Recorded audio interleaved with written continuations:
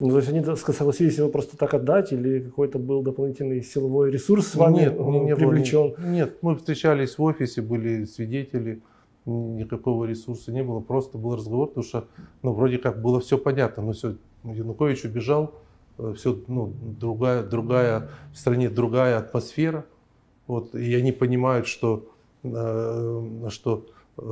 они, ну, либо Нацрада заберет у них лицензию, новая, уже демократическая, и канала не будет, либо они просто вернут, ну, то есть это было просто понятно, ну, то есть тут для этого не нужно было какие-то дополнительные убеждения. Они соглашаются, и что дальше?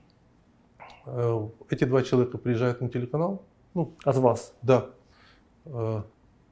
их несколько вооруженных людей воруют, Выкрали? выкрали, да, при свидетелях, при журналистах, работниках телеканала, силой затолкали в машины, увезли куда-то в подвал, там их, значит, пугали, говорили, чтобы они мне передали, чтобы я больше не появлялся и так далее, и так далее.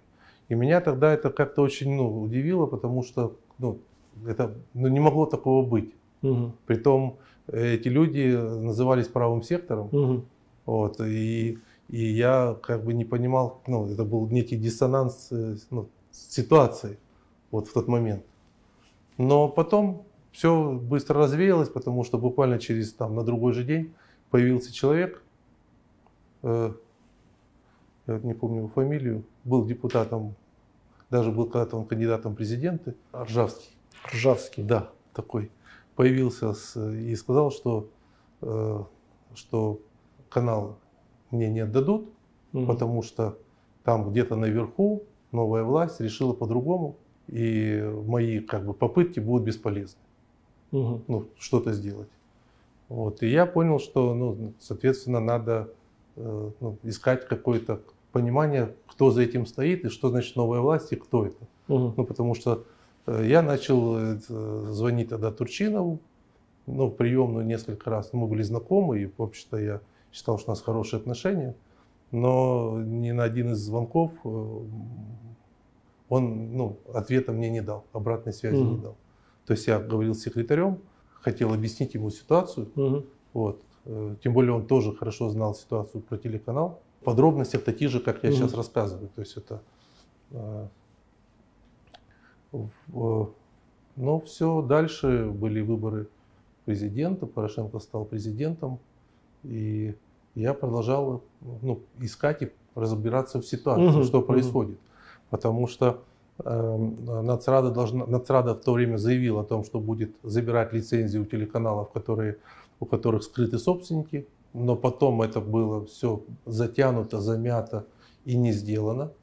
И для меня было понятно, что, ну, Нацрадой как бы в Украине всегда, ну, глава Нацрады по телевидению и радиовещанию всегда был доверенный человек президента. Кто бы ни был президентом, глава Нацрада был всегда человек, который, ну, был связанным лицом. Ну, потому что это выдача лицензий на радио, телевидение, это, ну, серьезные вещи. То есть это управление обществом, и создание информации, информационная политика в государстве. Поэтому я понял, что если Нацрада не забирает лицензии, значит все дороги ведут в кабинет президента. А президентом стал уже Порошенко? Да.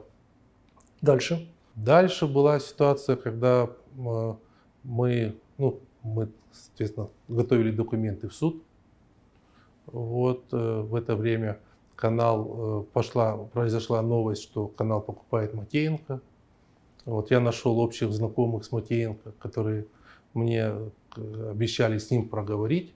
И они поговорили с ним, и после этого мне сказали, что он просто, ну, исполняет роль фронта, такого, можно сказать, фунта, поэтому это не он покупает, и нет смысла с ним, ну, говорить, и на что-то не поменяет. Ну, это ничего не поменяет.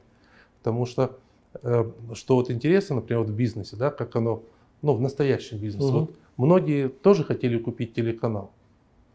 И вот люди, которые хотели купить, бизнесмены, они все меня спрашивали, ну, это билет на войну, покупка, ну, это покупка проблемы, или это, ну, чистые активы можно купить.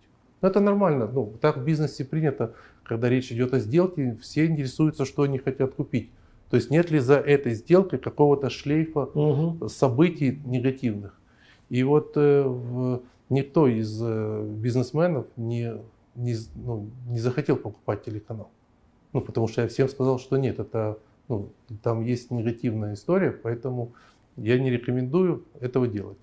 А вот Матеенко это не интересовало. То есть это было понятно, что это не бизнес-сделка, это уже была какая-то коррупционная, не знаю, как это назвать, политическая. Ну, я напомню, Владимир Матеенко – это депутат многих созывов, который, по-моему, еще в 2000-х годах вступил в группу «Солидарность» Петра Порошенко, когда он только начал выходить из СДПО, ведь Порошенко пришел в 98-м вместе с Медведчуком в партии СДПО. И потом тогдашний президент Кучма захотел иметь отдельную группу влияния, и они создали «Солидарность», и часть депутатов, которые вольно тогда мигрировали на рынке, они ушли к Порошенко «Солидарности». Матеенко с тех пор был в этой группе «Солидарность» вместе с Порошенко.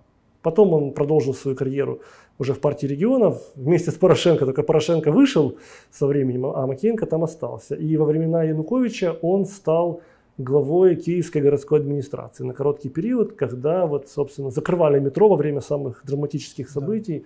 Он тогда руководил городом. После побега Януковича Матеенко доработал каденцию депутатом и потом, вот, я так понимаю, исполнил роль этого подставного лица от Порошенко, который якобы купил канал «Тонис» у семьи Януковича. Он купил его или его просто переписали? Ну, я до конца этой истории не знаю. Они сделали такую, я не знаю, на кого это работает. То есть они сделали так, что якобы телеканал купил сам на себя корпоративные права.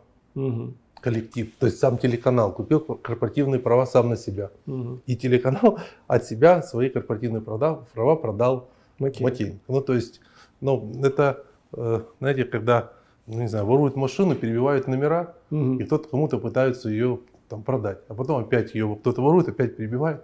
В общем, вот они пытаются делать несколько перепродаж, чтобы отдалить меня от первичных документов. Да, от этого первичных документов. И они, соответственно, что делают следующее? Они начинают ликвидировать эти юрлица. То есть те юрлица, 4 юрлица, которые принадлежали мне, они по ним всем 4 делают прогонку денежных средств в одном одинаковом размере, что-то там по 40 тысяч гривен, чуть ли не в один день, ну там в течение нескольких дней. То есть это даже было, как говорится, белыми нитками шито, когда одну сумму прогнали через 4 юрлица, создали задолженности, показали, что эти юрлица задолжали и подали их на банкротство. И все 4 юрлица на банкротство попали в один день, еще по жеребьевке одному судье. То есть вообще у нас самая лучшая система судебная. То есть это уникально, как-то может быть невозможно. Это президент Порошенко в это время. Да. И в канал оформляют на связанных с ним лиц, используя Матеенко как подставное лицо. Да.